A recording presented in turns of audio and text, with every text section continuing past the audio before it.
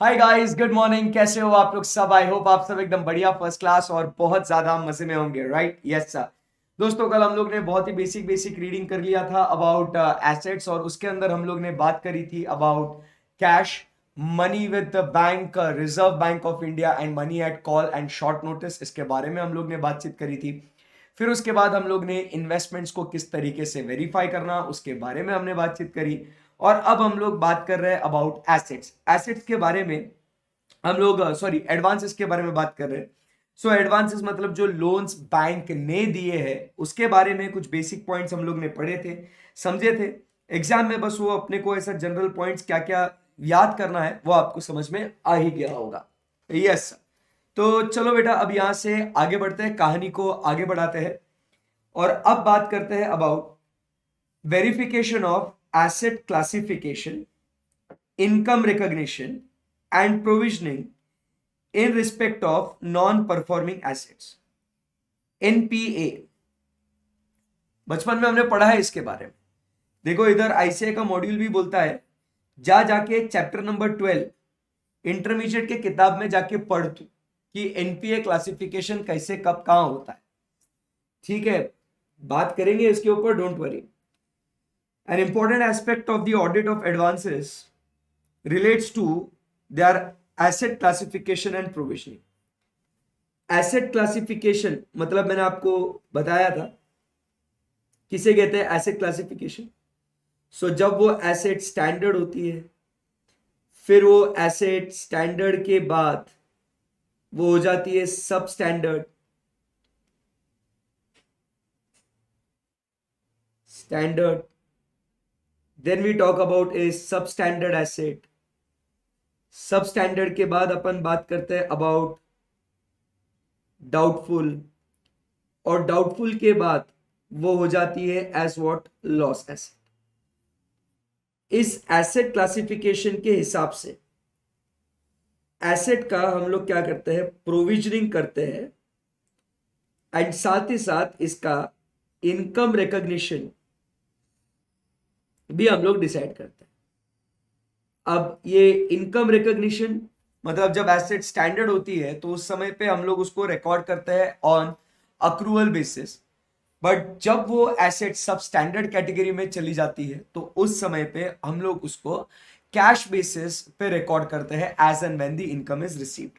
ठीक है, तो बस इसके बारे में ऑडिट अप्रोच हम लोग सीखते हैं। आइए जरा बातचीत करते हैं। सिंपल प्लेन रीडिंग, पूरा का पूरा ऐसा का ऐसा चैप्टर अपने को रीड करना है, कोई टेंशन नहीं है। आओ, एकदम आराम से, एकदम लेट लेट के पढ़ेंगे, सोना नहीं एकदम, है ना? ठंडी का माहौल है, जागते रहो। चलो, the reserve bank of India has prescribe objective norms for determining the provisions required in respect of what, advances.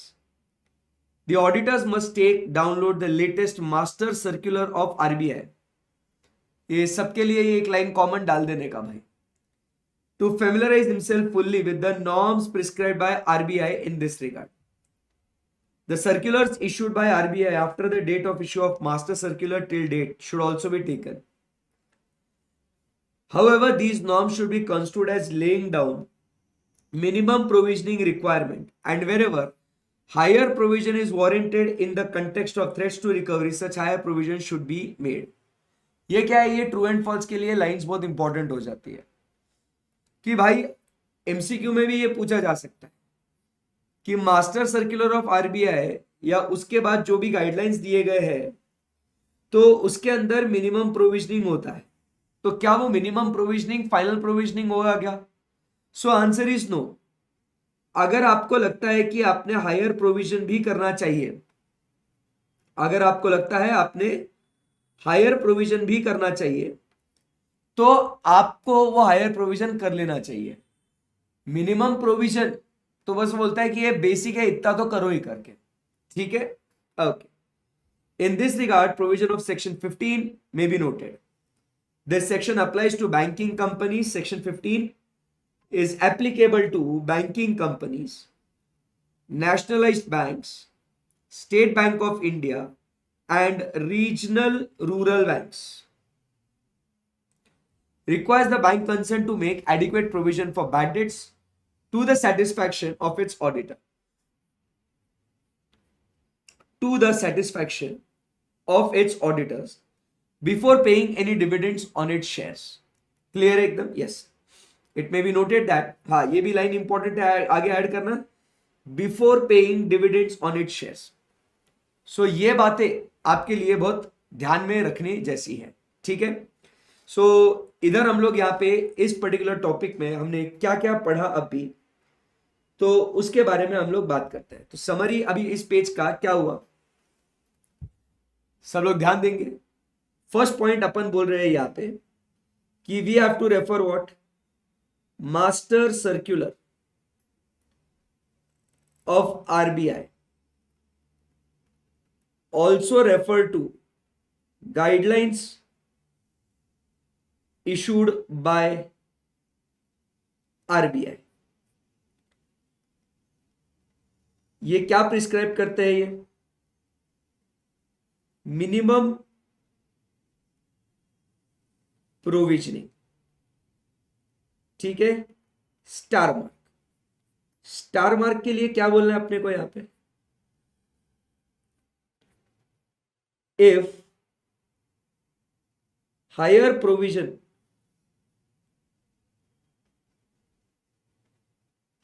is required, that should be made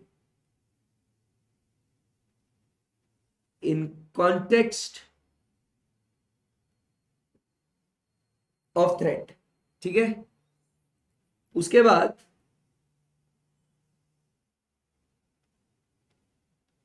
fourth point, section 15 applicable to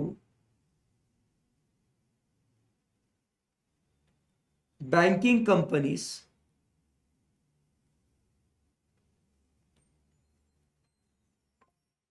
nationalized banks,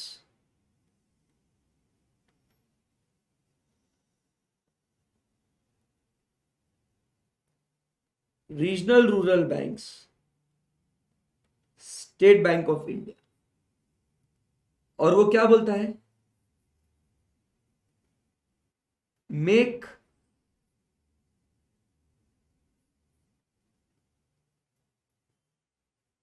adequate provisions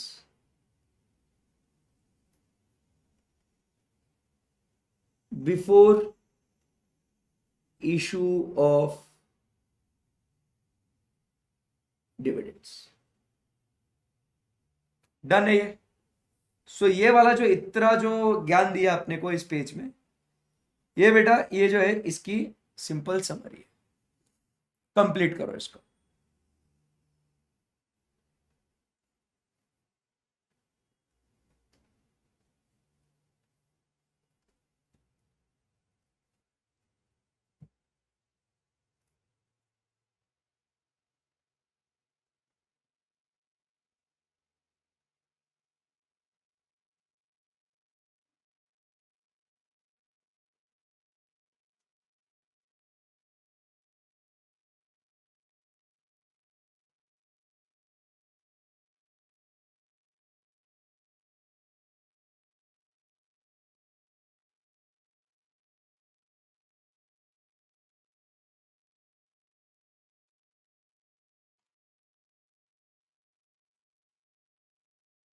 okay. चलो. सो अभी बढ़िया तरीके से एक एक area जो है audit का स्टडी कर लेते हैं. क्लासिफिकेशन एंड प्रोविजन, मतलब एसेट क्लासिफिकेशन करना है, उसके हिसाब से उसका प्रोविजनिंग करना है. ठीक है. ओके. सो अपने को देखना है कि बैंक के पास सिस्टम है ना of identification and classification of advances through core banking services without manual intervention, and its accuracy in crystallizing the date of NPA. क्या देखने का आपने को, we have to see the date of NPA कि कब वो NPA हुआ. सो point number 1 हम लोग इसका एडवांसेस का, ये बहुत इंपॉर्टेंट पार्ट है दोस्तों. इसको जो है बढ़िया एकदम अच्छे से इसका समरी बनाएंगे, मेन मेन पॉइंट्स जो है ध्यान रखेंगे इसके। तो पहले एक अच्छा खासा एडिक्वेट सिस्टम है या नहीं है। Then classification by the branch is appropriate, सही होना चाहिए, whether it is standard, substandard, doubtful, loss, appropriate. Examine the classification where there are threats to recovery. Also, we have to see where there are threats to what? The recovery. Threats to recovery मतलब आप समझिए, example के लिए अपन बात करते हैं, there is loss in value of security. मतलब आपने 1 लाख का लोन आपने लिया है, आपने 1.5 लाख की सिक्योरिटी आपने रखी, और अब वो सिक्योरिटी की वैल्यू जो 1.5 लाख थी अब वो हो गई भाई 50,000 रुपए। ओ भाई, तो रिकवरी पे डाउटफुल एक क्वेश्चन मार्क क्रिएट हो जाता है कि सही में उतना रिकवर हो पाएगा या नहीं हो पाएगा। सो ऐसे अगर केस में then there is a threat to recovery. Okay, yes. Examine whether secured and unsecured portions of advances have been segregated and उसके हिसाब से provisions have been calculated properly। Unsecured रहता है ना और डाउटफुल कैटेगरी में गया ना, 100% हो जाता है उसका प्रोविजनिंग। सिक्योर्ड में प्रोविजनिंग के नॉर्म्स अलग है, ठीक है। So review and compare the date of NPA of loan account mentioned in the current year statement with that of the previous year. Reasons for any change should be asserted. Clear है एकदम। सो यहां पे हम लोग first जो बात कर रहे हैं,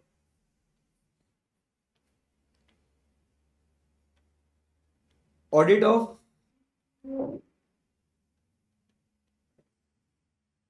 एडवांसेस की बात कर रहे हैं।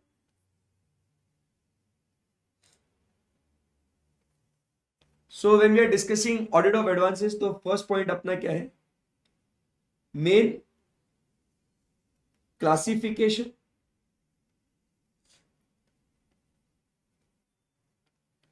एंड क्लासिफिकेशन के हिसाब से एडिक्वेट प्रोविजनिंग होना चाहिए।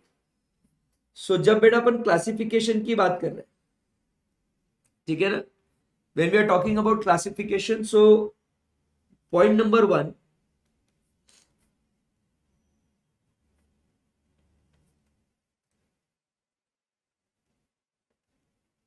एक सिस्टम होना चाहिए, बराबर के नहीं, सिस्टम होना चाहिए फॉर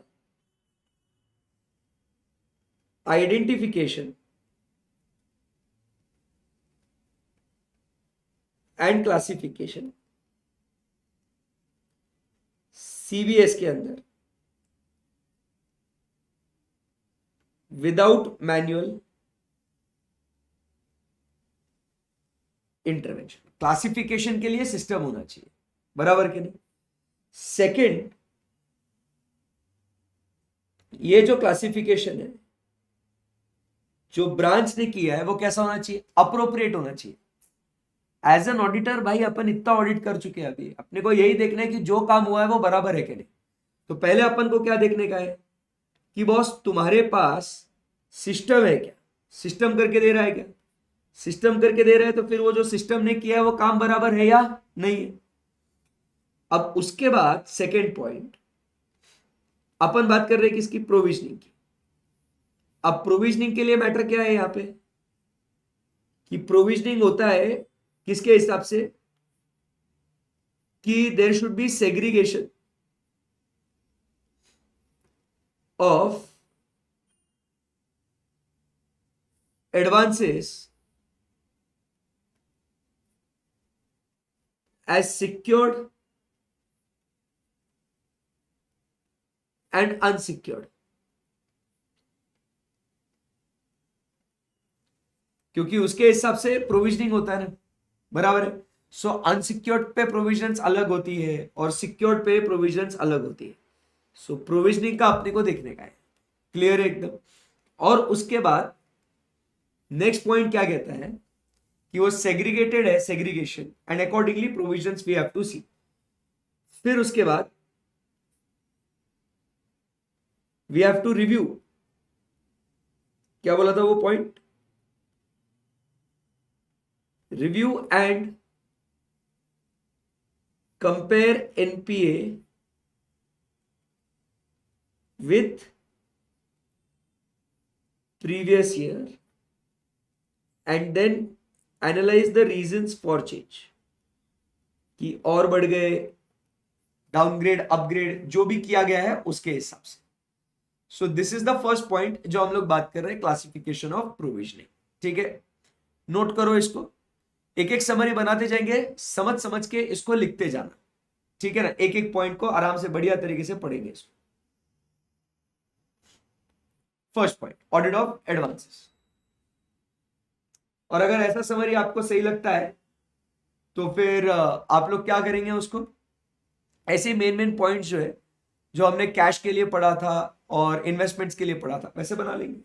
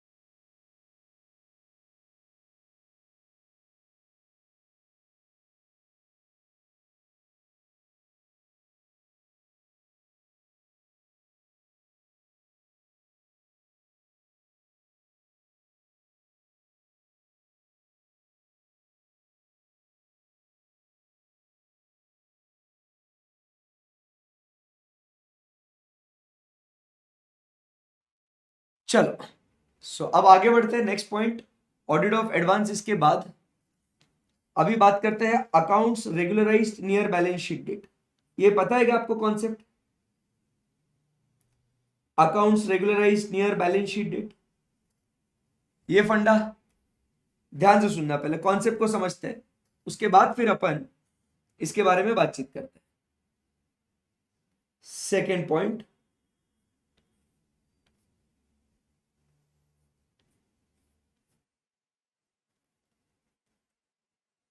अकाउंट्स रेगुलराइज्ड, ये सब अपन ने बचपन में पढ़ा हुआ है, नियर बैलेंस शीट मतलब close to 31st of March,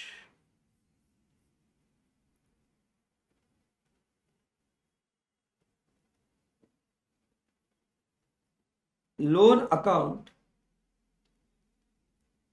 is about to turn NPA। क्या होने वाला? It is about to turn what? NPA. ओ, अभी अगर ये एनपीए होने वाला है तो इसीलिए अब इसको क्या किया, payment that is instalment has been deposited, बराबर। Source looks to us as an auditor not genuine। क्यों?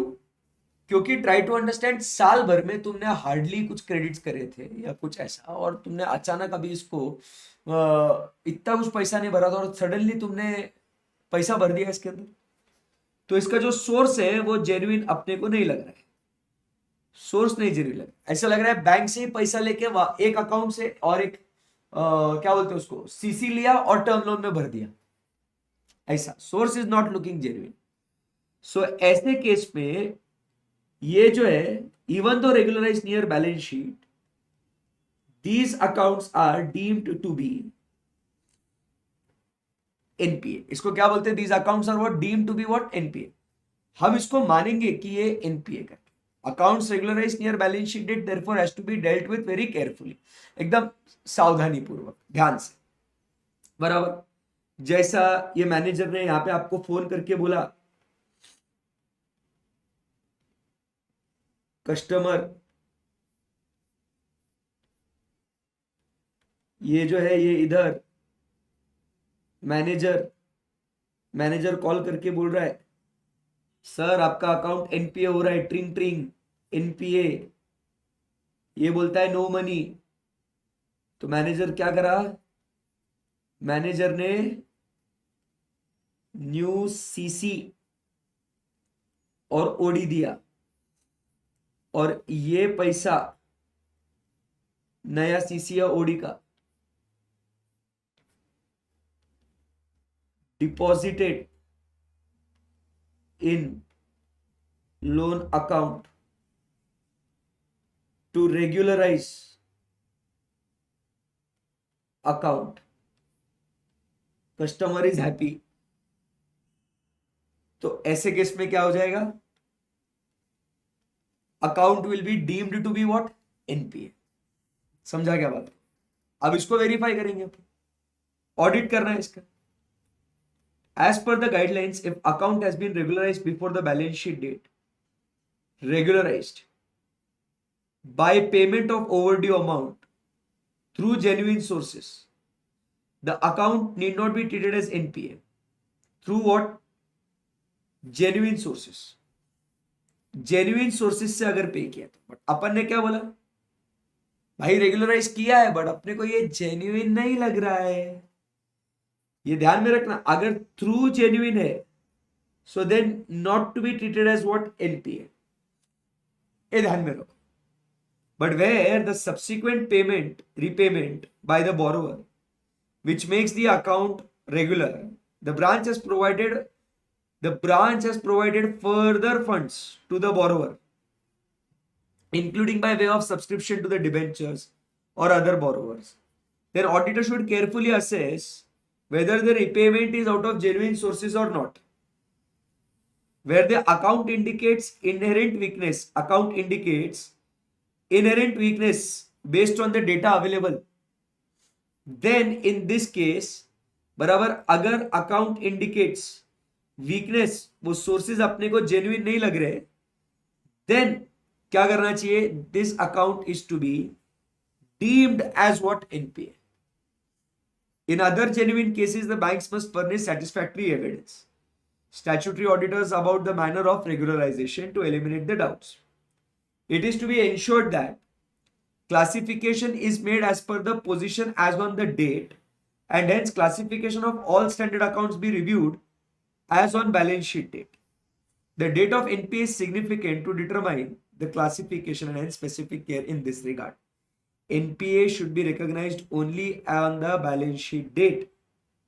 Concept of past due, overdue, and not on the and not based on the balance sheet date. Okay, so ये वाला इसको लिखिए, बढ़िया एकदम।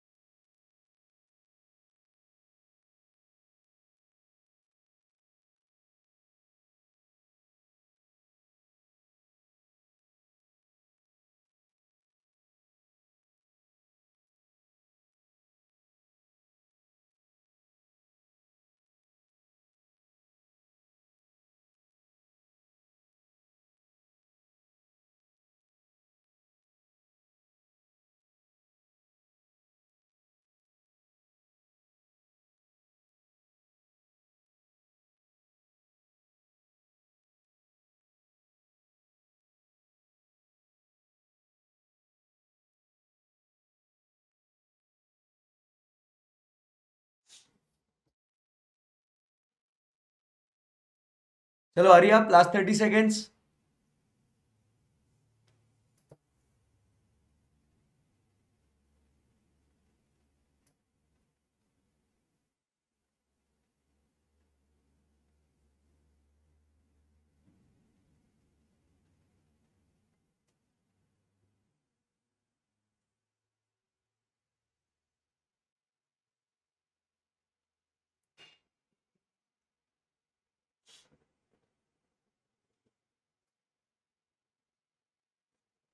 चलो, so let's proceed from here now.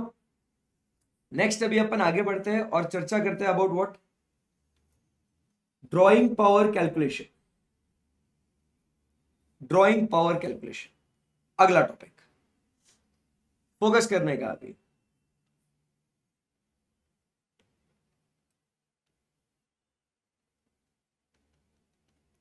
Number 3,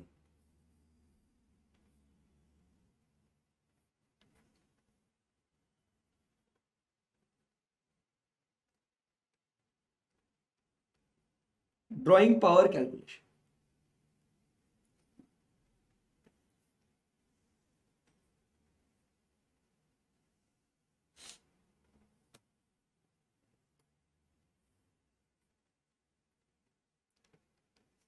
so drawing power calculation, अभी इसका ऑडिट करना है अपने को। सो ड्राइंग पावर मतलब क्या होता है, देखो बेसिकली जो वर्किंग कैपिटल फाइनेंस के लिए पैसा चाहिए होता है, ठीक है। तो उसमें क्या होता है, आप समझिए, अब आपके स्टॉक्स, बराबर है, आपके डेटर्स, बराबर है, या आपका WIP, वर्क इन प्रोग्रेस, ये क्या करते हो आप, बैंक के पास इसको जमा करते हो, इसको गिरवी रखते हो आप इसको, ठीक है। बैंक को बोलते हो ये जो मेरे स्टॉक्स है, डेटर्स है, बराबर है कि नहीं, तो इसका जो है मेरे को, इसके बेसिस पे मेरे को पैसा दे दो। सो क्या होता है, हर बैंक के बोर्ड ऑफ डायरेक्टर्स की पॉलिसी होती है कि उसके अगेंस्ट कितना आपको पैसा देना है, मतलब ये डिसाइड करते हैं आपका ड्राइंग पावर कि तुम इसके अगेंस्ट कितना पैसा लेते हैं। सही है एकदम। सो एज एन ऑडिटर अपन ने देखना है कि जो भी ड्राइंग पावर जो कैलकुलेट करी गई है कि कितना परसेंटेज, कितना टक्का आपको पैसा मिलेगा, उसके हिसाब से आपको CCOD दिया जाएगा, बराबर है। सो इसके हिसाब से अपने को देखना है कि बोर्ड ऑफ डायरेक्टर का ये जो पॉलिसी है, इस पॉलिसी को अपन को स्टडी करना है कि इसके हिसाब से दिया या नहीं दिया। सही है एकदम, यस।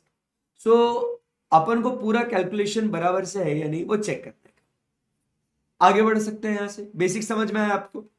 सो बस इसके हिसाब से गाइडलाइंस दी है कि कैसा इसका अपन ने ऑडिट में क्या क्या ध्यान रखने का है। आओ समझते हैं। Ensure that drawing power is calculated as per the guidelines, that is the credit policy of the bank, formulated by the board of directors of the respective bank and agreed upon by the statutory auditors, reflected in the appropriate sanction letter. Now ये guidelines को अपन ने check करने का, इतना समझ में आएगा first, yes. अभी next second point, special consideration should be given to proper reporting of sundry creditors and stocks covered under letter of credit guarantees for the purpose of calculating drawing power। समझा क्या बात को। सो letter of credits मतलब sundry creditors, बराबर, banks के लिए अपने debtors, बराबर है। सो ये जो है अपने को देखना है प्रॉपर रिपोर्टिंग को क्रेडिटर्स का, स्टॉक्स का, वो हो रहा है या नहीं हो रहा है। It is to be ensured that the declared stocks shall not cover borrower's liability outstanding in the form of sundry creditors for goods or covered। तो reporting of sundry creditors and stocks मतलब क्या, समझे नहीं आप, ध्यान से सुनना, ये रिसीवेबल्स है। अभी इधर चलते हैं फर्स्ट स्टॉक्स को लेके।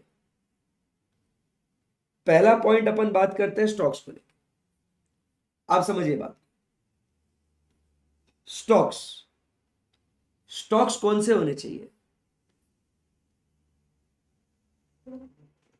स्टॉक्स जो अपन ने खरीदी करी है, ये इन्वेंट्री है, ये ध्यान से सुनना कॉन्सेप्ट कि ये जो स्टॉक्स है ना दोस्त, ठीक है, ये स्टॉक है। अपन ने ये स्टॉक्स पेड इन कैश और it is on credit.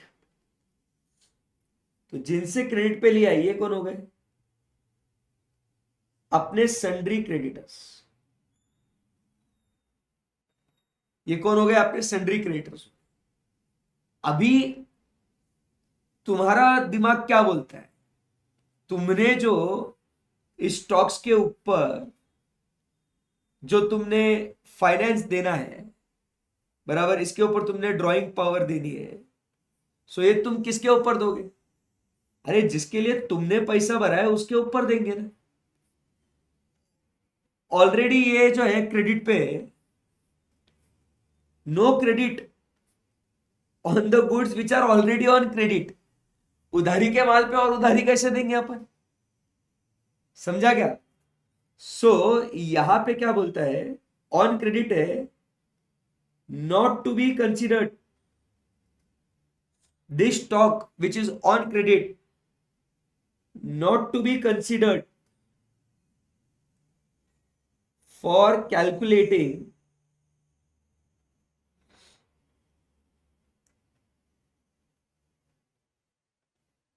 Drawing. आया समझ में? तो इसीलिए इस पर्टिकुलर स्टॉक्स का क्या होना चाहिए? अपन बोलते हैं कि बॉस इसका होना चाहिए प्रॉपर रिपोर्टिंग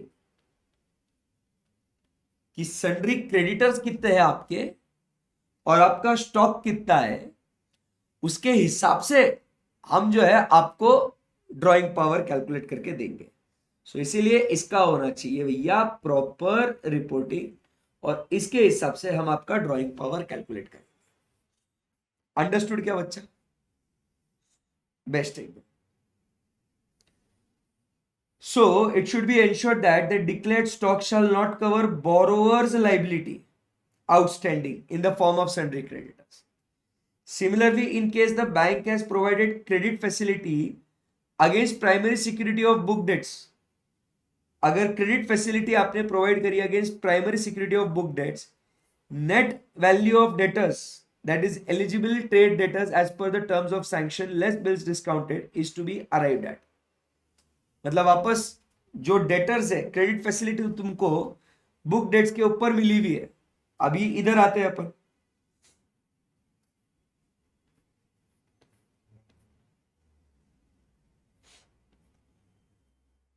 अभी डेटर्स की बात करते हैं।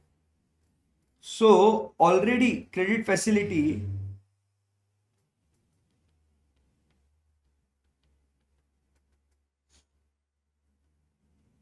provided for what? For primary security of what? Book debts. बराबर है कि नहीं? अपन को क्या करना है?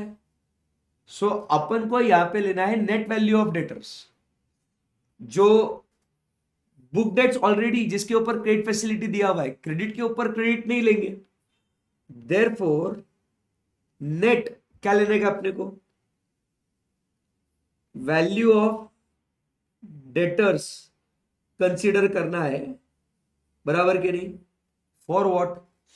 For calculating the drawing power. वापस से ड्राइंग पावर कैलकुलेट करने के लिए आपने क्या करना चाहिए? नेट वैल्यू ऑफ डेटर्स आपने कंसीडर करना चाहिए। क्लियर है एकदम? यस। समझ में आया ना? मतलब ऑलरेडी जिसके ऊपर उधार है या जिसके ऊपर मतलब स्टॉक्स उधारी पे खरीदी किया है, उसके ऊपर क्रेडिट नहीं देगा। ऑलरेडी वो बुक डेट्स के ऊपर दूसरी क्रेडिट फैसिलिटी दिया है, उसको मैं ड्राइंग पावर के लिए कंसिडर नहीं करूंगा। ऑडिट में इसको देखने का है। It is to be ensured that drawing power is calculated net of stipulated margin. Further, in case of consortium accounts, the drawing power will be decided by what? The lead bank. Drawing power needs to be calculated in case of what now? Working capital. अभी working capital advances for the construction business. The value of this is to be properly consistent and proper manner. It needs to be ensured that mobilization advance being received by the contractors is reduced. The advance being received by the contractors is reduced while calculating what? The drawing power. क्योंकि जो WIP है उसके ऊपर तुमको already दूसरे ने पैसा दे दिया है, तो जो एडवांस लिया है उसको आप क्या करोगे? माइनस करोगे. क्या करें अभी इसको?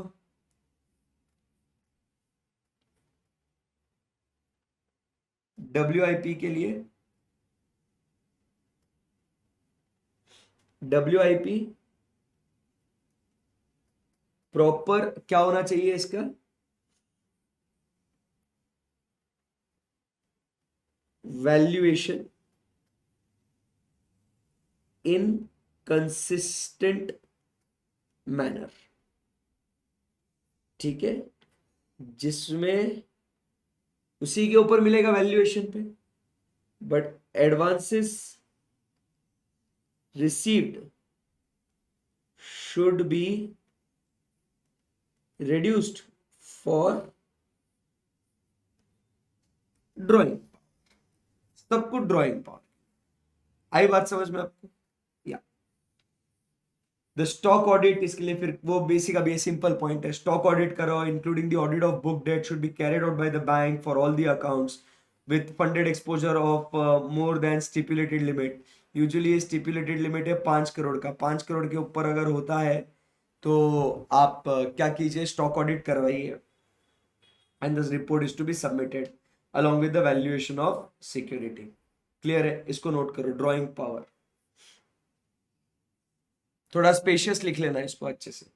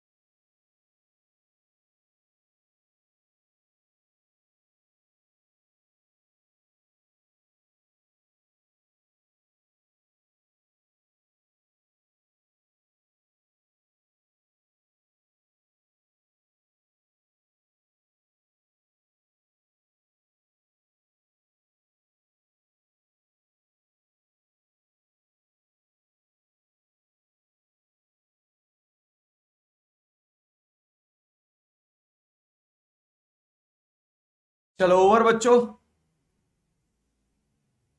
Last 30 seconds.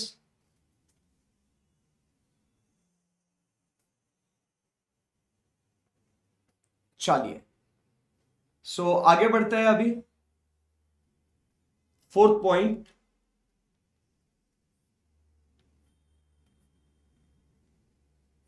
ये बहुत इंपॉर्टेंट पार्ट है, इसमें बहुत सी बार मतलब फाइनल में इसके ऊपर बैंक ऑडिट पे इसी में मोस्टली क्वेश्चंस आते हैं, ध्यान में रखना ये। अभी अपन बात करें accounts with what temporary deficiencies. Accounts with temporary deficiencies.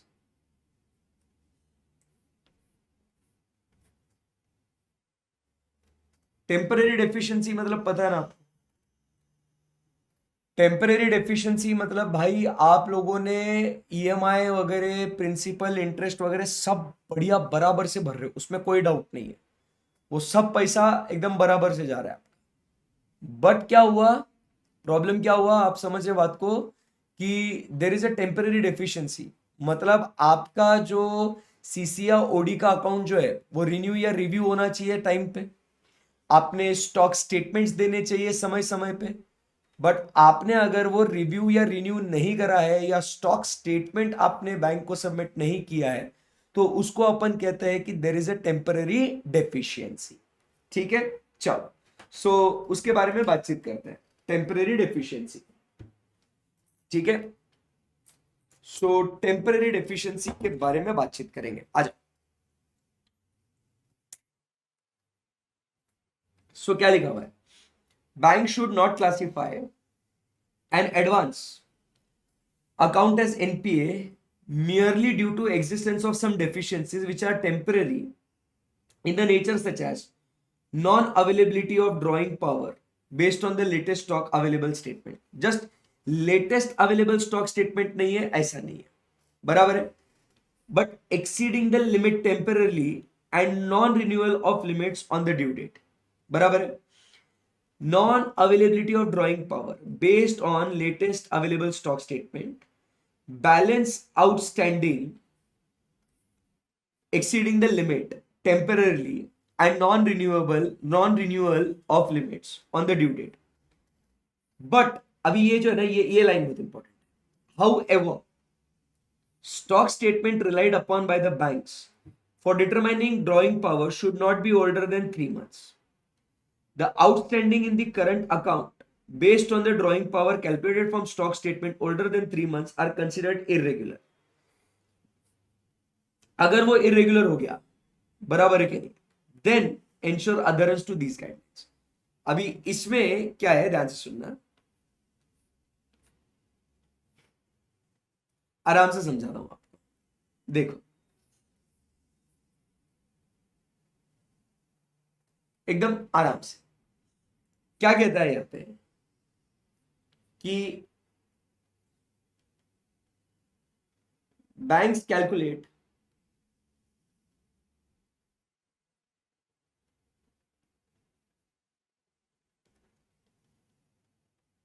Drawing power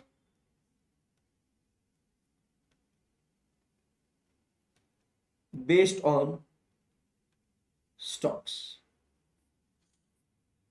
Therefore, banks need latest stock statement. However,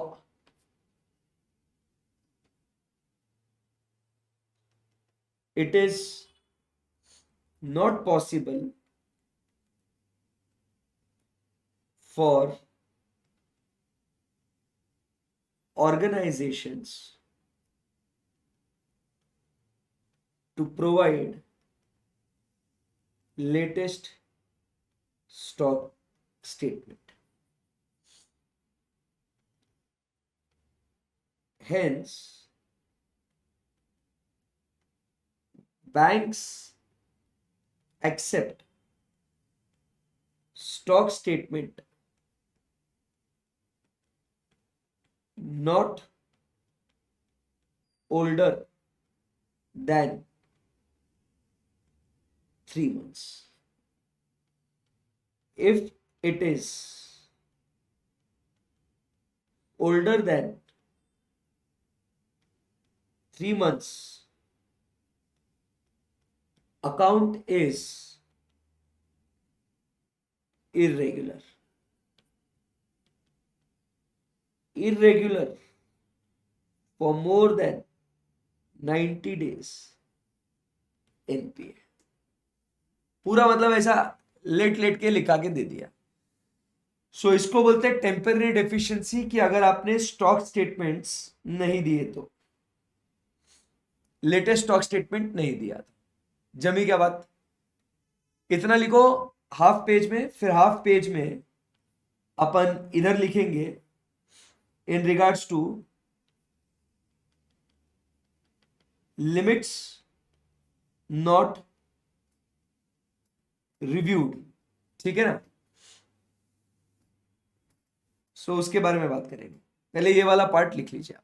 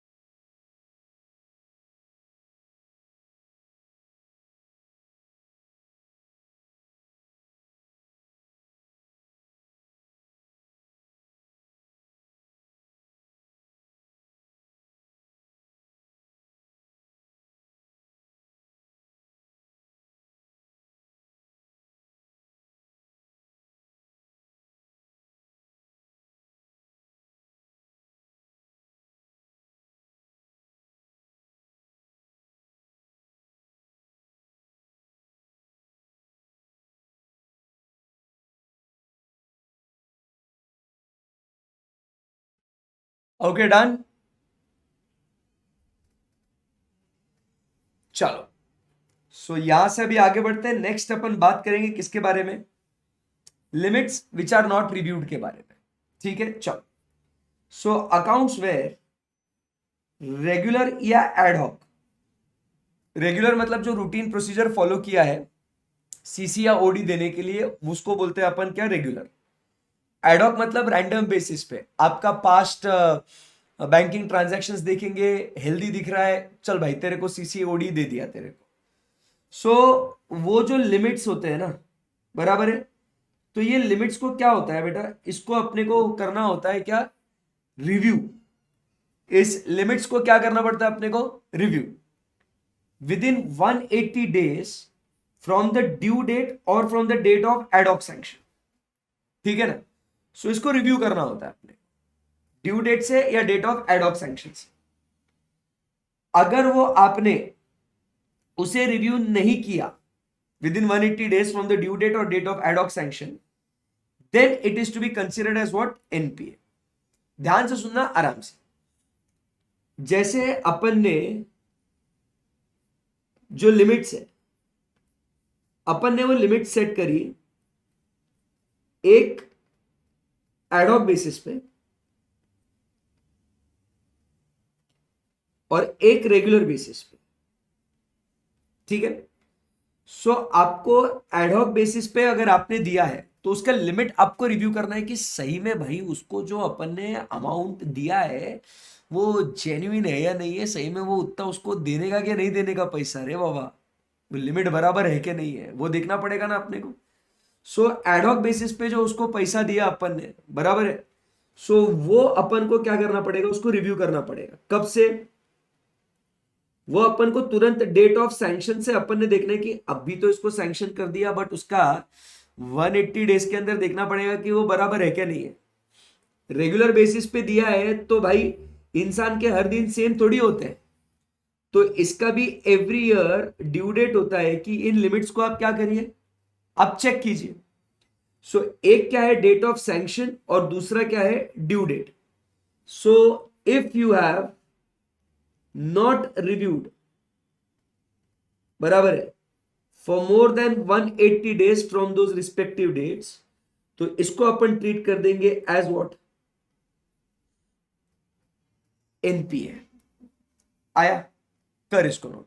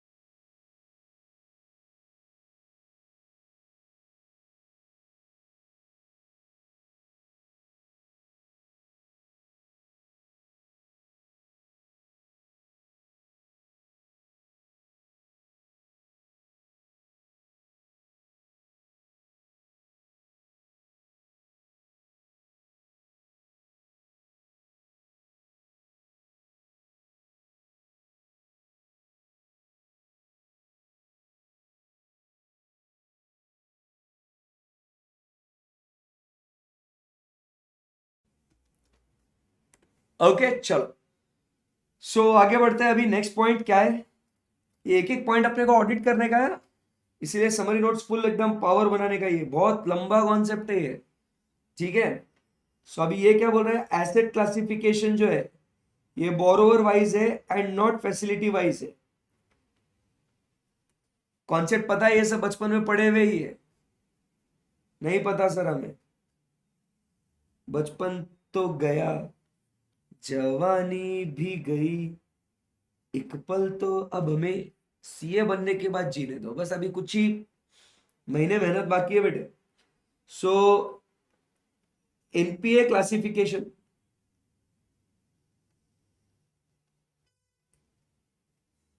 is, क्या बोलेंगे उसको, या इसको बोलेंगे एसेट क्लासिफिकेशन इज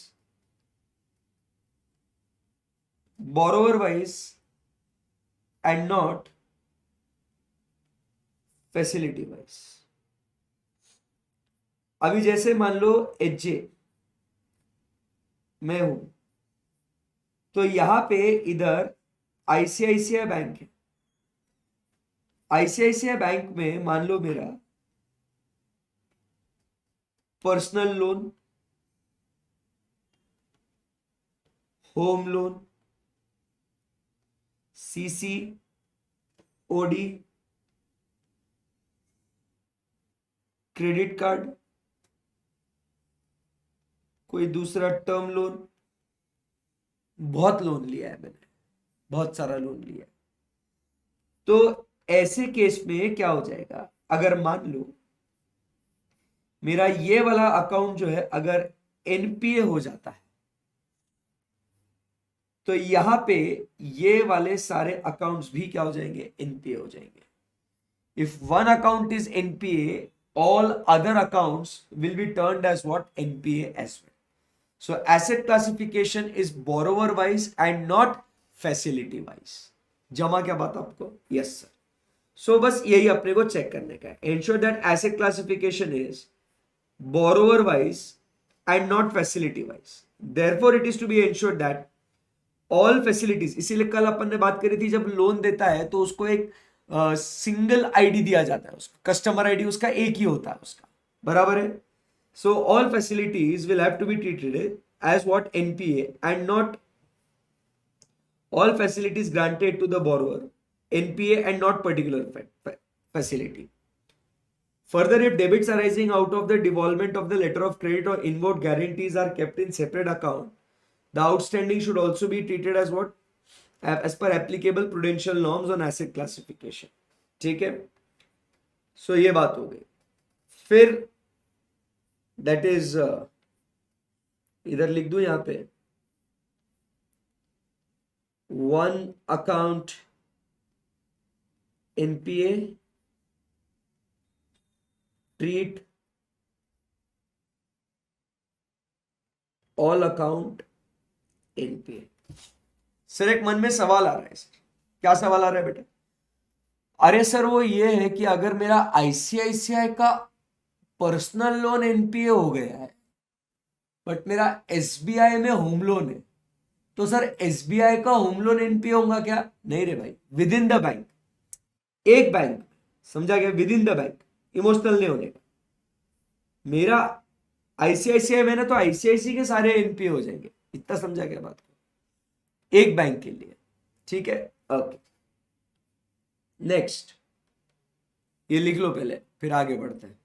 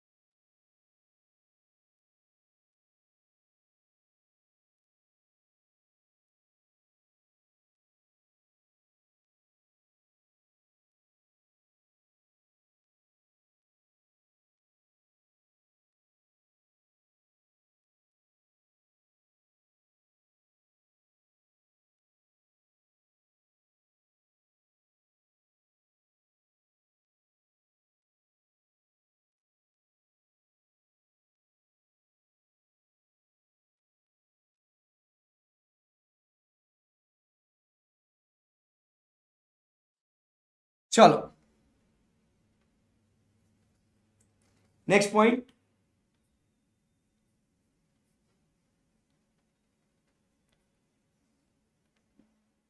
गवर्नमेंट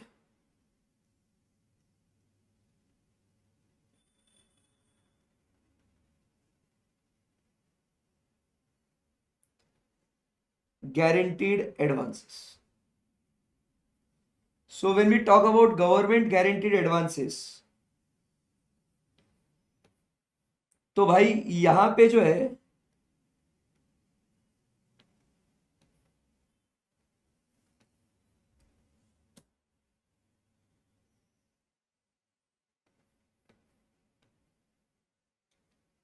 दो तरह की सरकार, बीजेपी और कांग्रेस नहीं रहे। दो तरह की सरकार वो जो है वो कौन सी है? एक है केंद्रीय सरकार, central government, and another is state government.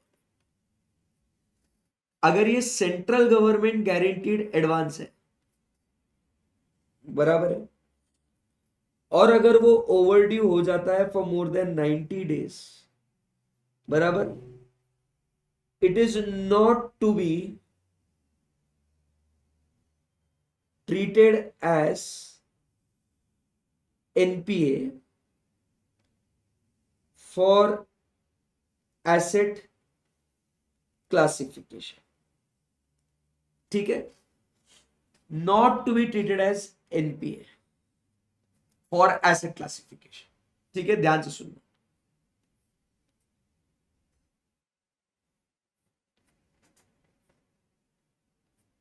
However,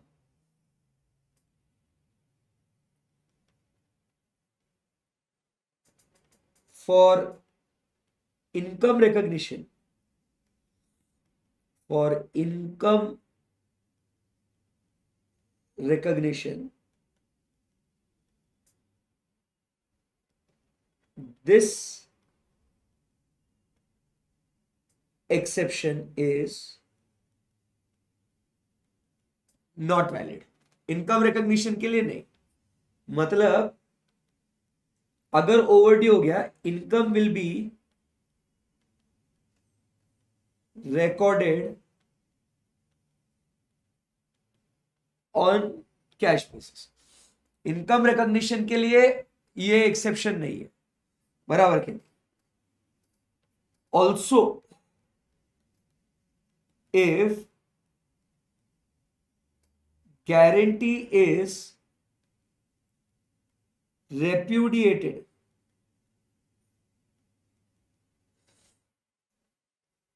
by central government, then it will be simple treated as NPA। भाई उसके बाद उसको NPA ट्रीट हो, मतलब जब तक गवर्नमेंट की गारंटी जिंदा है, सेंट्रल गवर्नमेंट की, तब तक उसको NPA ट्रीट नहीं करेंगे। वो एक्सेप्शन इनकम रिकॉग्निशन के लिए वैलिड नहीं है। इनकम रिकॉग्निशन कैश बेसिस पे ही होगा अगर ओवरड्यू हो गया फॉर मोर देन 90 days। आता है चलो स्टेट गवर्नमेंट के पास, overdue for more than 90 days, state government treat it as NPA। सिर्फ सेंट्रल गवर्नमेंट की गारंटी को इज्जत है, स्टेट गवर्नमेंट के लिए नहीं। ऐसा भेदभाव क्यों सर? नहीं, प्रदेश की सरकार पे भरोसा नहीं, केंद्रीय सरकार पे हाँ, ठीक है। सो ये है government guaranteed advances. If government guaranteed advances becomes NPA, then for the purpose of income recognition, interest should not be taken to income unless interest is realized, मतलब कैश बेसिस पे। However, for the purpose of asset classification, if credit facility is backed by central government guarantee, though overdue, can be treated as NPA only when the central government repudiates its guarantee। मतलब अगर central government ने guarantee repudiate किया, repudiate मतलब क्या sir? Repudiate किया मतलब क्या? Cancel. अगर सेंट्रल गवर्नमेंट ने गारंटी कैंसिल करी तो when invoked, this exception is not applicable for tada state government guaranteed advances and NPA overdue for more than 90 days खत्म। In case the bank has not invoked the central government guarantee though amount is overdue for long, तो भाई अपन ने उसको पूछना चाहिए कि तुमने ऐसा क्यों इन्वोक किया नहीं है करके। चलो लिखो,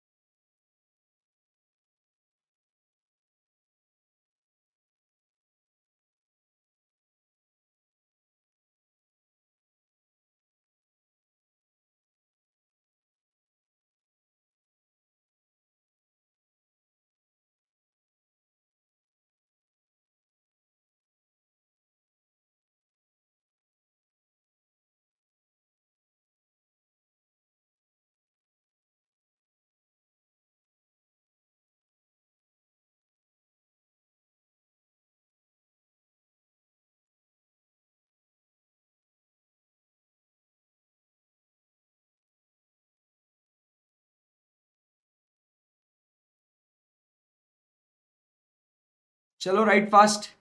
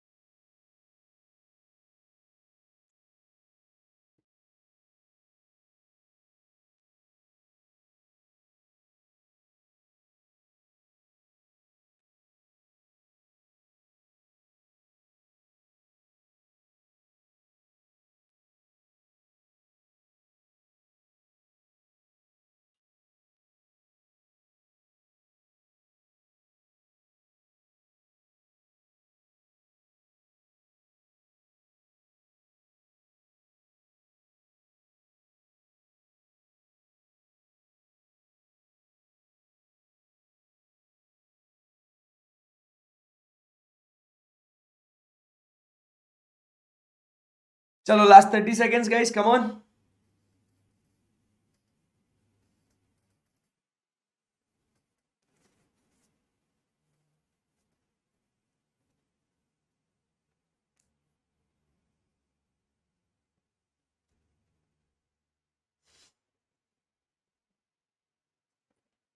चलो सो अब आगे बढ़ते हैं. अब अगला जो है पॉइंट,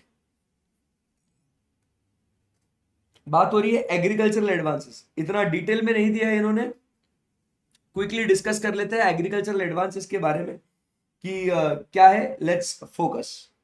सो पॉइंट नंबर 7,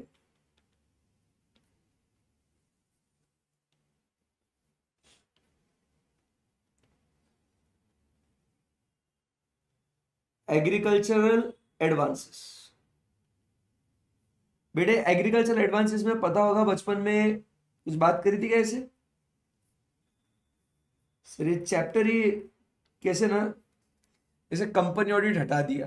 कितना अच्छा काम किया, क्योंकि बच्चा इंटर में पढ़ता है. बैंक ऑडिट भी इंटर में पढ़ता है, जबरदस्ती फिर से डाला है इधर. हटाना चाहिए था ना. कोई बात नहीं, इंस्टीट्यूट है अपनी. यहां पे शॉर्ट ड्यूरेशन क्रॉप्स की बात कर रहे हैं और इधर बात कर रहे हैं लॉन्ग ड्यूरेशन क्रॉप्स. ठीक है. सो शॉर्ट ड्यूरेशन क्रॉप्स और लॉन्ग ड्यूरेशन क्रॉप्स में अगर अपन बात करें, सो शॉर्ट ड्यूरेशन क्रॉप्स जो होते हैं, जिनका क्रॉप सीजन जो होता है इज लेस देन और equal to 12 months, that is 1 year. ठीक है. और लॉन्ग ड्यूरेशन क्रॉप्स वो होते हैं जिनका crop season is greater than 1 year. Crop season मतलब the time that is being taken to do what, sow and harvest, is called as what, crop season. So इधर अगर short duration crops में if it is overdue for more than one crop season, then it is treated as NPA.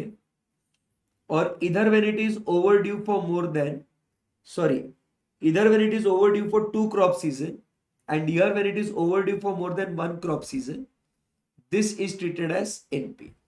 सो अपने को देखने का है कि short duration crop से क्या लॉन्ग ड्यूरेशन क्रॉप से. आरबीआई के गाइडलाइंस के हिसाब से कौन से क्रॉप शॉर्ट ड्यूरेशन में आते हैं, कौन से क्रॉप्स लॉन्ग ड्यूरेशन में आते हैं, वो अपने को स्टडी करना है. उसके हिसाब से चेक करना है कि अपन को शॉर्ट ड्यूरेशन है कि लॉन्ग ड्यूरेशन, और उसके हिसाब से ओवरड्यू कितना हुआ देखने का और एनपीए ट्रीट कर देने का. ठीक है. सो क्या लिखा हुआ है, ensure that NPA norms have been applied in accordance with the crop season determined by the state level bankers committee.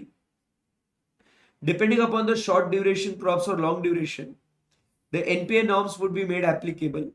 Also ensure that these norms are made applicable to all direct agricultural advances. In respect of agricultural loans other than those specified, ensure the identification is done on the same basis as of non-agricultural advances जो overdue for more than 90 days वाला है. ठीक है, note it down.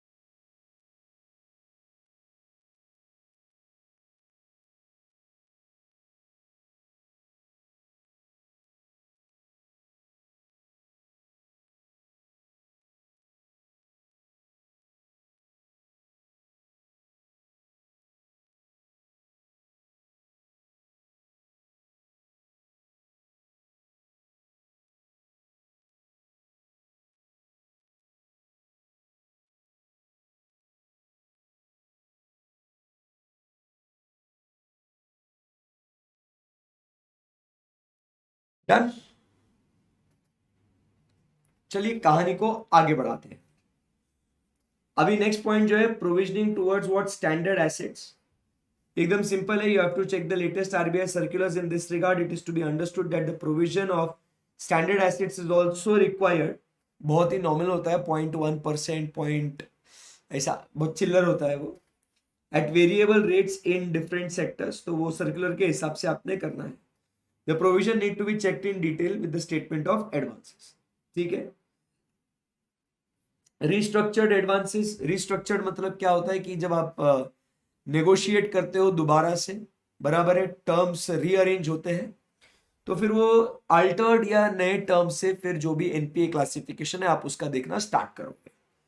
Restructuring is an act where, restructuring को define किया गया है, is an act where a lender for economic और legal reasons relating to the borrower's financial difficulty grants concession to the borrower. ठीक है. मतलब तुमको एक न्यू अरेंजमेंट होता है. रिस्ट्रक्चर्ड मतलब rearrangement. It may involve what कि there is a modification of what terms including alteration of amount of instalment, repayment period, interest, additional credit etcetera to help curing the default. RBI has given revised guidelines for the treatment of restructured account by its circular. Verify compliance with the requirements of the circular. Banks may restructure the account classified under standard, substandard and doubtful, but banks cannot restructure accounts with retrospective effect. हो गया सो हो गया, बराबर है, उसको backdated नहीं कर सकते. Once the bank receives an application proposal in respect of account for restructuring, it implies that receives an application implies that the account is intrinsically weak. मतलब there is a inherent weakness.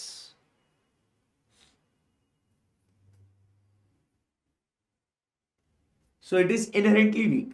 Accordingly, during the time the account remains pending for restructuring, auditors need to take view of the provisioning needs to be made in respect of such accounts pending approval. On restructuring, the account will be downgraded from standard to substandard. NPAs will remain in the same category. अगर NPA है तो NPA को same category में रखो, but standard को downgrade करो, क्योंकि तुमने रिक्वेस्ट किया ना रिस्ट्रक्चरिंग करने के लिए, तो फिर उसको डाउनग्रेड करो. ठीक है. And now upgradation of accounts. Examine all the accounts, no sample basis, from NPA to standard category during the year to ensure it is as per the terms of RBI guidelines. There can be a possibility of incorrect upgradation based on partial recoveries, right? There can also be a possibility recoveries being made in account after cut off date and account being upgraded as on the date of balance sheet, तो वो आपको check करना, right. भाई साहब बहुत ज्यादा major part है इसको, ये दो पढ़ लीजिए, रिस्ट्रक्चर्ड एडवांसेस एंड अपग्रेडेशन, फटाफट।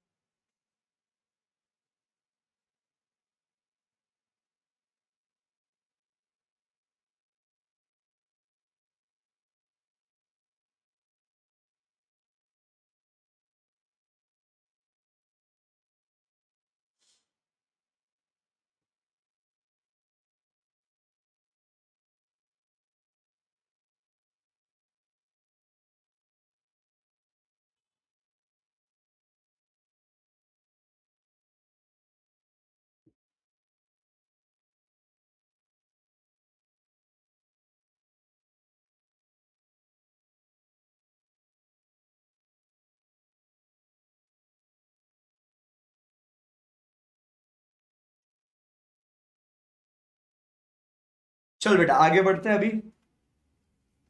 तुम लोग पढ़ते हो ना, मैं ऐसे टाइम देता हूं तो क्या टाइम पास करते हो तुम उस टाइम पे? चलो, sale and purchase of NPAs, इसकी बात करते हैं। इन केस ऑफ सेल और purchase of NPA by bank, the auditor should examine the following. देखो बेटा, sale and purchase of NPA मतलब क्या है? सेल और purchase of NPA by bank मतलब टेकआउट फाइनेंस बोलते हैं इसको। क्या बोलते हैं इसको? Takeout finance.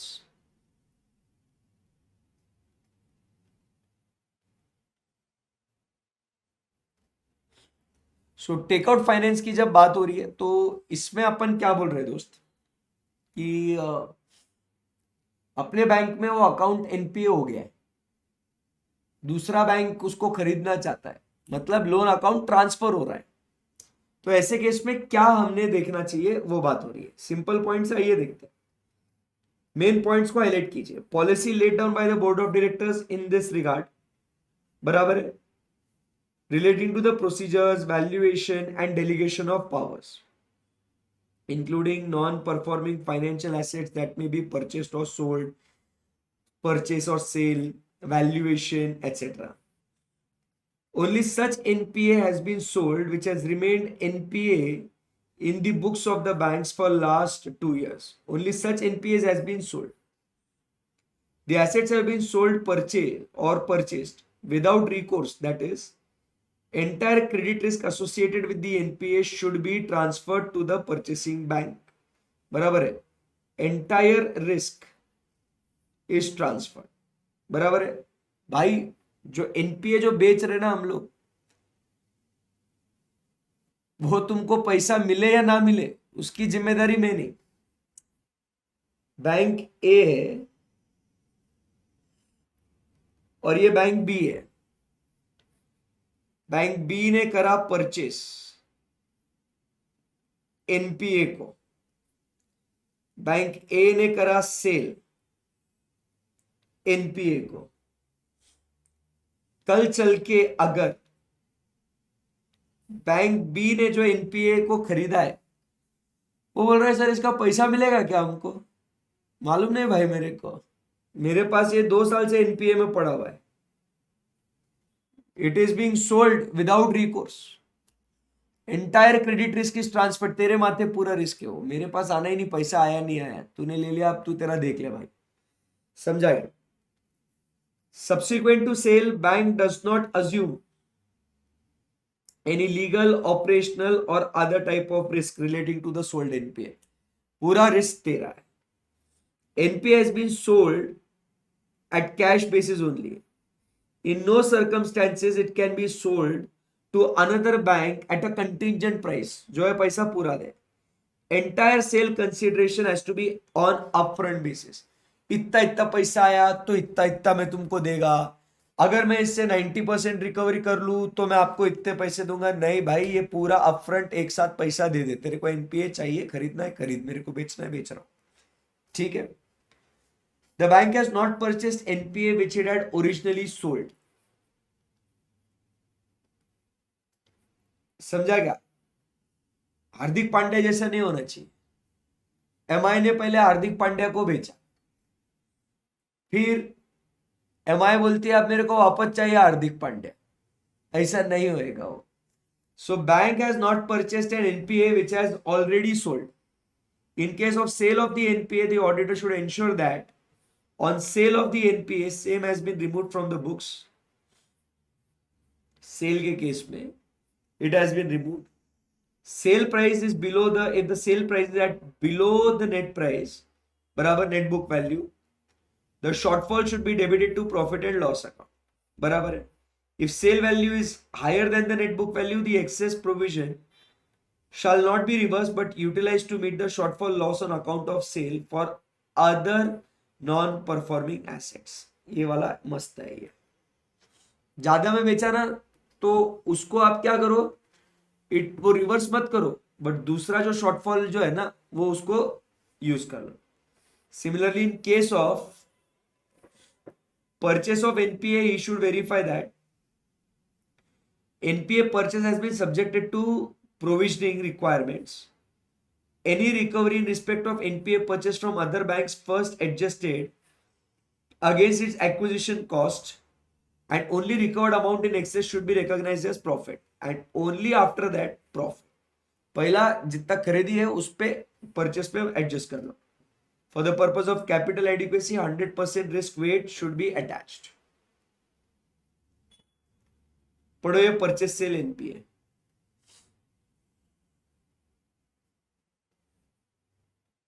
अच्छे से, आप पूरा एकदम डिटेल में, मस्ती नहीं बिल्कुल भी।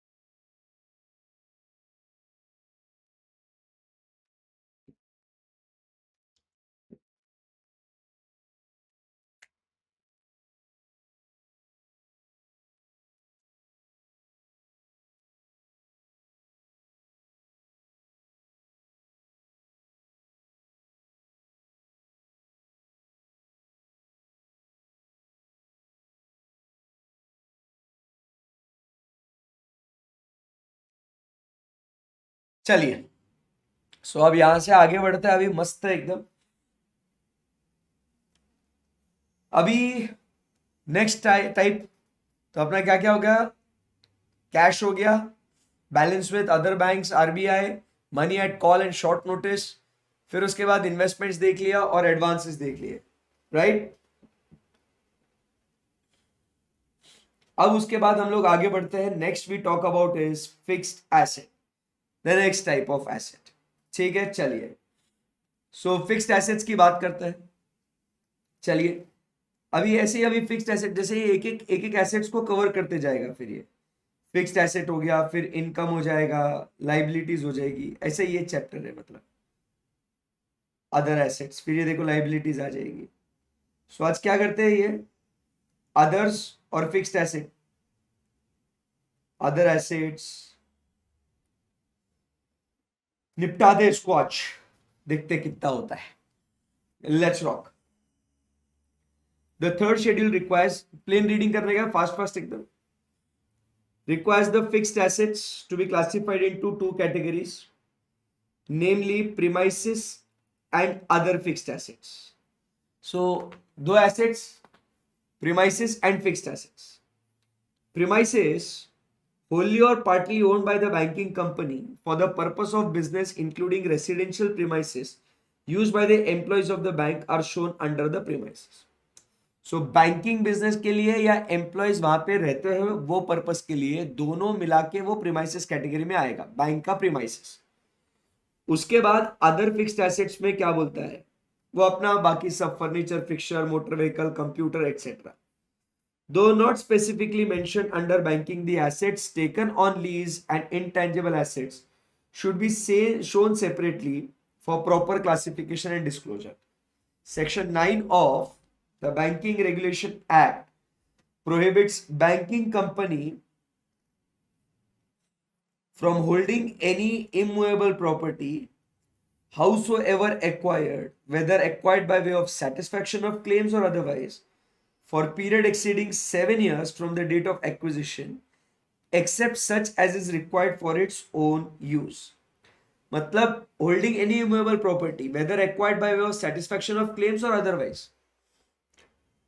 मतलब जैसे क्या होता है कि तुमने कोई इमूवेबल प्रॉपर्टी, जमीन, building, residential house, office space, land, building, house, commercial space, आपने ये सिक्योरिटी के तौर पे ली थी आपने, फिर क्या हुआ सर, जिससे लिया था वो बोरोवर ने पैसा नहीं चुकाया, फिर क्या सर, हमारे नाम पे कर लिया हमने, मतलब बढ़िया यार। इसको बोलते हैं by way of satisfaction of claims और अदरवाइज।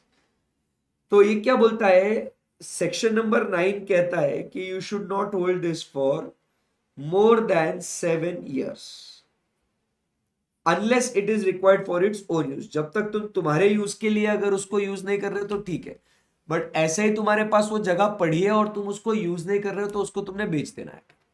मैक्सिमम 7 साल तक यूज रखने का उसको, 7 years।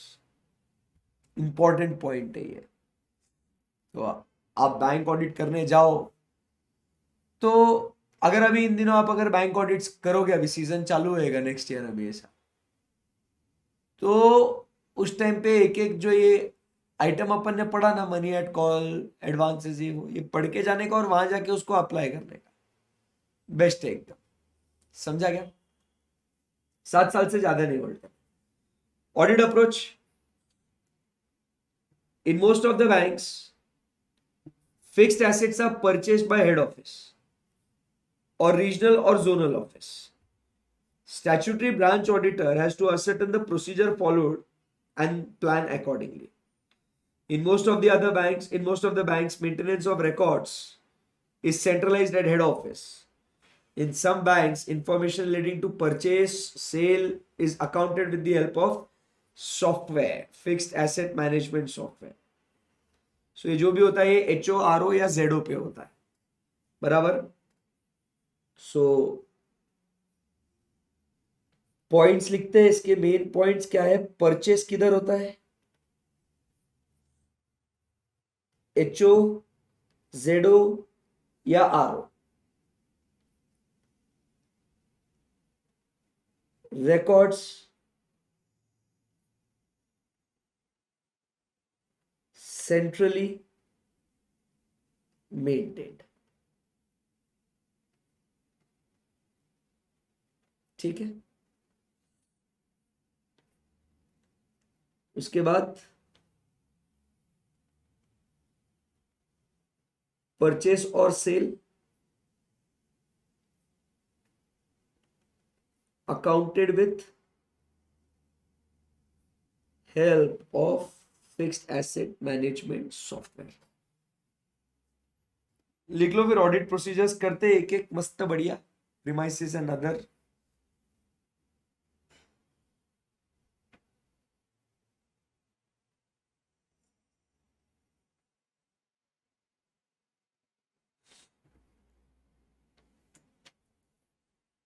चल बेटा, शुरू करते हैं ऑडिट।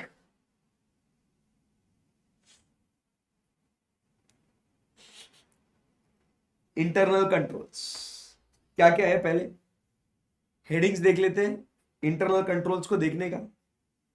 प्रीमाइसिस नॉर्मली अभी ऑडिट के पॉइंट से जो अपन मतलब बैंक का है, ऐसा कुछ खास अलग नहीं है इसके अंदर। नॉर्मल अपना जो नॉर्मल वेरिफिकेशन करते हो इंटरनल कंट्रोल देखने का प्रीमाइसिस के लिए, ये बात है। फिर अदर फिक्स्ड एसेट्स जो अपना फर्नीचर फिक्सचर के लिए आता है।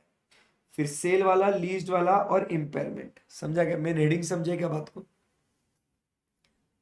Internal control, premises, other fixed asset, sale पे, लीज पे और फिर उसके बाद इम्पेयरमेंट। चलिए,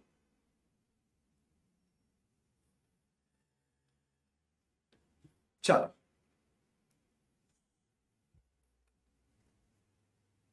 कंट्रोल ओवर एक्सपेंडिचर जो एक्वायर किया है या सेल्फ कंस्ट्रक्टेड, जितना चाहिए उतना ही पैसा देने का, जास्ती पैसा देने का नहीं। ओके। सबका अकाउंटेबिलिटी और यूटिलाइजेशन कंट्रोल्स देखने का। इंफॉर्मेशन कंट्रोल्स की सारी इंफॉर्मेशन रिलायबल अपने पास आनी चाहिए। Accounts in respect of fixed assets are maintained at the branch or centrally. Accounts are maintained. Location should be there. Of location of documents of title or other documents that is evidencing the proof of ownership. Examine acquisition disposal effected at the branch. Communicated to the head office.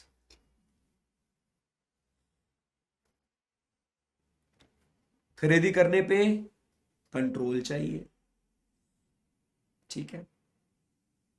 Accountability records register maintain करना चाहिए और उसको business purpose के लिए ही use करना चाहिए। Utilisation मतलब क्या कहते हैं अपन, यूसेज कंट्रोल्स। सही इंफॉर्मेशन सही समय पे अवेलेबल होनी चाहिए, इंफॉर्मेशन कंट्रोल्स। अकाउंट्स मेंटेन करने चाहिए, मतलब basically what we say is you have to maintain a fixed asset register. फिर आपको location of documents of title और डॉक्यूमेंट्स ऑफ ओनरशिप उसका पता होना चाहिए कि कहाँ है वो फाइल। और अगर आप खरीद फिरोख्त कर रहे हो तो ब्रांच ने वो इंफॉर्मेशन HO को सही समय पे पहुंचा देनी चाहिए। आइए बेटे अभी प्रीमाइसिस की बात करते हैं। प्रीमाइसिस में क्या बोलता है, opening balance, acquisition of new premises, उसके लिए ऑथराइजेशन, सेल्फ कंस्ट्रक्टेड अगर है तो डॉक्यूमेंट्स देखने आपको such as contractor bill, work order records and record of payments.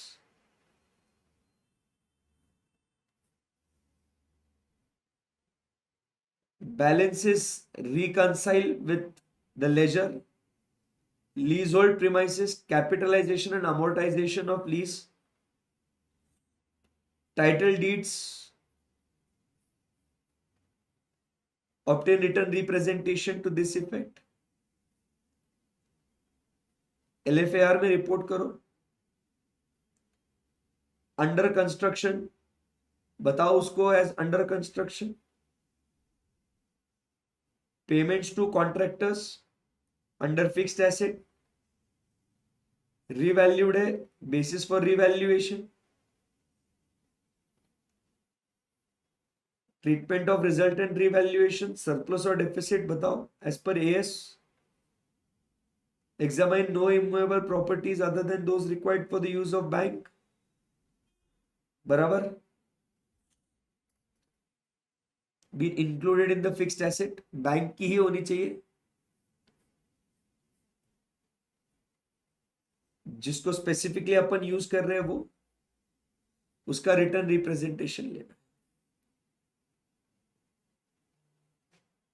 पढ़ो भाई.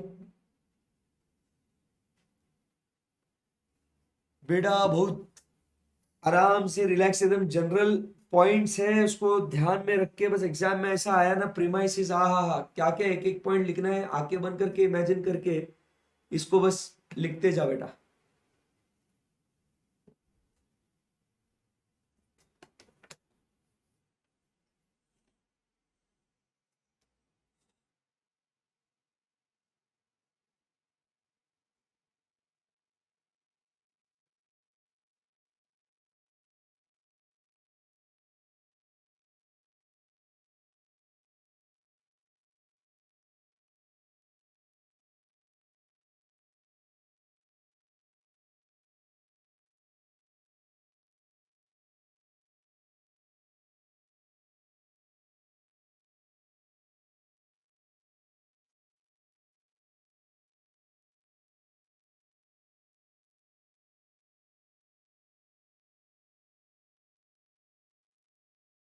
पढ़ो.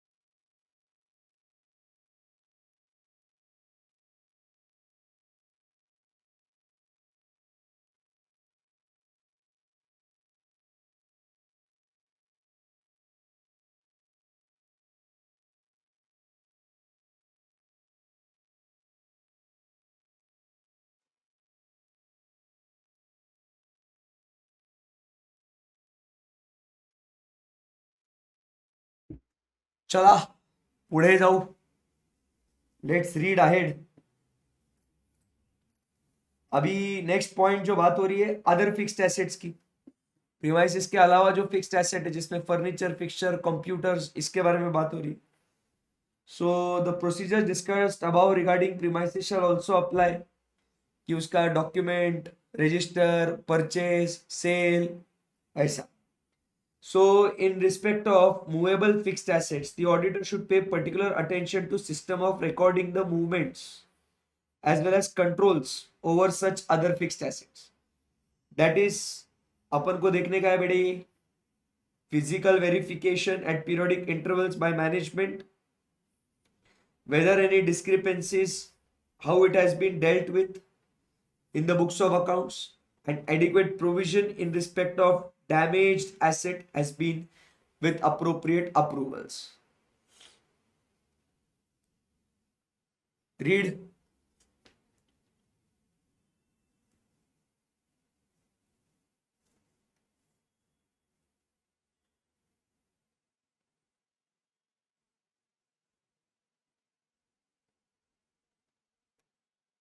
Okay. Transfer of fixed asset like furniture etc. from one branch to another बराबर. The auditor should examine accumulated depreciation, also transfer. Intangible assets, AS 26 and RBI guidelines. Fixed asset classified properly. Items like safe deposit vault should not be clubbed together with office equipments or theft alarm system. Examine whether expenditure incurred on fixed asset after it has been brought in working condition dealt with properly. Auditor at head office level should examine if the consolidated fixed asset matches in all respect. Depreciation, sale deed, copy of sale deed, value, profit or loss, leased asset, accounting provisioning, AS 19, guidelines given by RBI and AS 28. पढ़ो एक बार अपने आप से और पूरा overview ले लो.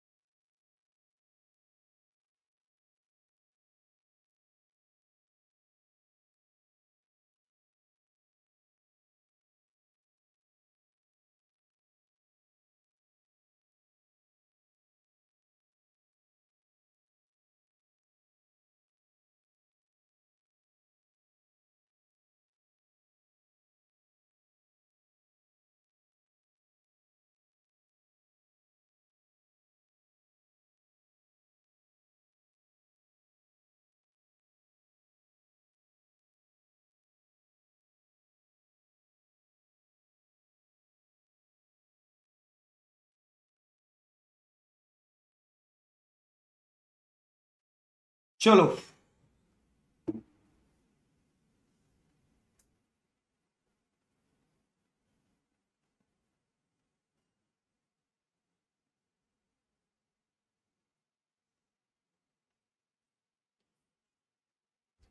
Other assets.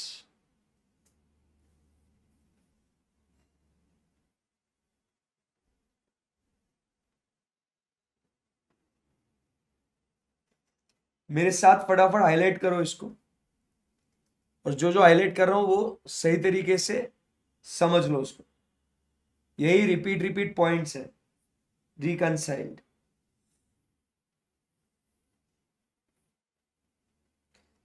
Inter office adjustments, outstanding entries, discrepancies properly dealt, refer branch audit reports. ये लो full screen पे देखो इसको और फटाफट फटाफट जो है हाईलाइट करो भाई. ये एक्चुअली होमवर्क के लिए दे देता रीड करने के लिए, बट आप लोग करोगे नहीं. आप लोग को लगता है होमवर्क दिया ये रीड करने के लिए, बेसिक चीज तो इंपॉर्टेंट नहीं है. तो इसके लिए बस दिमाग पे फोकस होना चाहिए. Inter office adjustments, receivable, payables, reconciliation होना चाहिए. कोई आउटस्टैंडिंग एंट्रीज है वो बराबर से टैली हो जानी चाहिए. और डिस्क्रिपेंसी है तो how it has been dealt with. अभी इंटरेस्ट अक्रूड, रिसीवेबल मतलब दिखाओगे मेरी शक्ल, देख लो. इंटरेस्ट अक्रूड मतलब क्या है? ये रिसीवेबल है, ये एसेट है. ये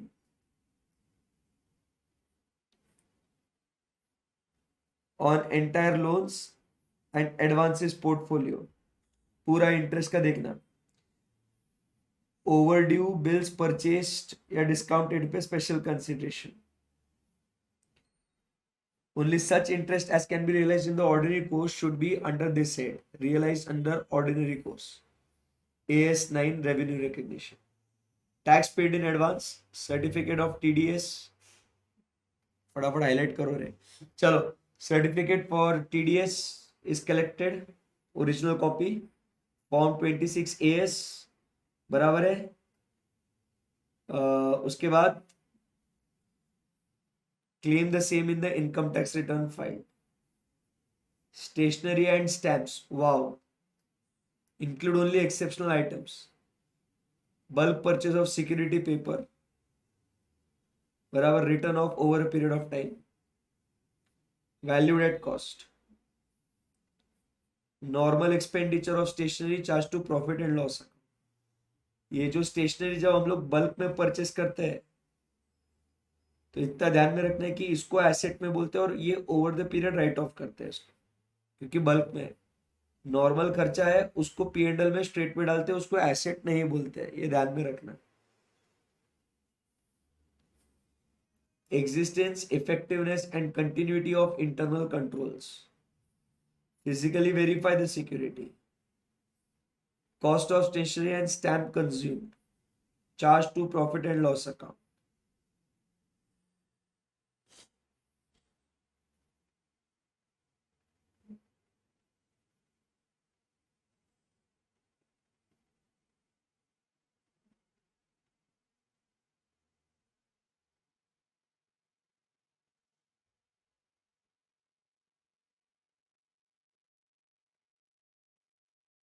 Non-banking assets,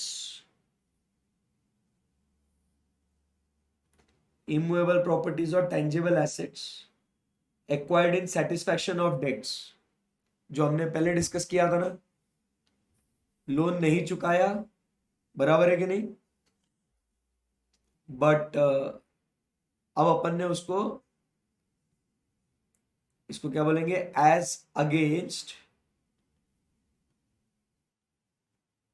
recovery of loans. तो इंपॉर्टेंट क्या है इसका, it is to be held as intention of being what, disposed of, बेचने के लिए है।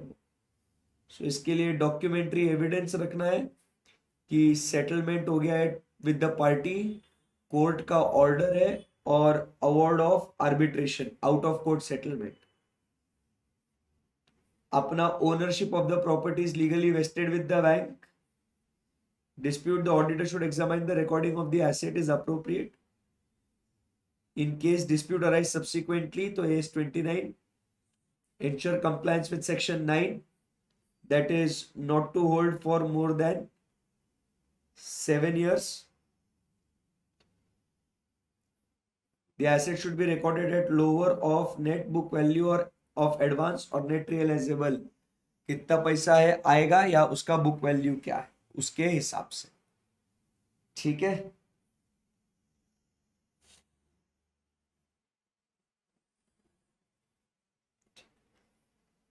ये वाला बच्चों अदर एडवांसेस जो है इसको होमवर्क के लिए रीड कर लेना, कुछ भी डिफिकल्टी आई तो कल पूछ लेना इसको, ठीक है। सो एसेट्स वाला part boys and girls we have done.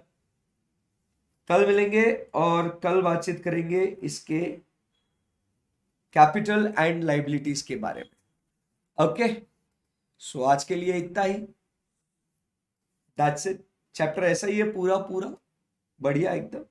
Starting का इंट्रोडक्शन, फिर वो देखेंगे उसका बेसिक है, कौन से लॉस, कैसा ऑडिट प्रोसीजर फॉलो करने का, obtaining the understanding, and that is exactly same we have studied in inter, copy paste है वो, तो उसका कोई मेरे को लोड नहीं है, वो रीड कर लेंगे उसको आराम से। ये बस एक एक आइटम्स ऑफ एक्सपेंडिचर जो है ना, ये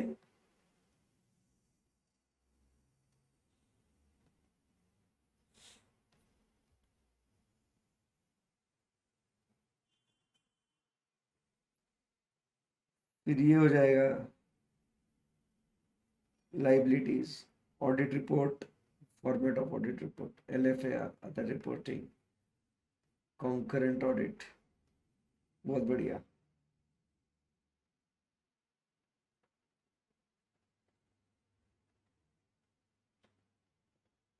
ठीक है, कर लेंगे इसको भी, 2-3 दिन में खत्म हो जाएगा ये चैप्टर, ठीक है। चलो, that's it, thank you very much guys, bye bye, take care.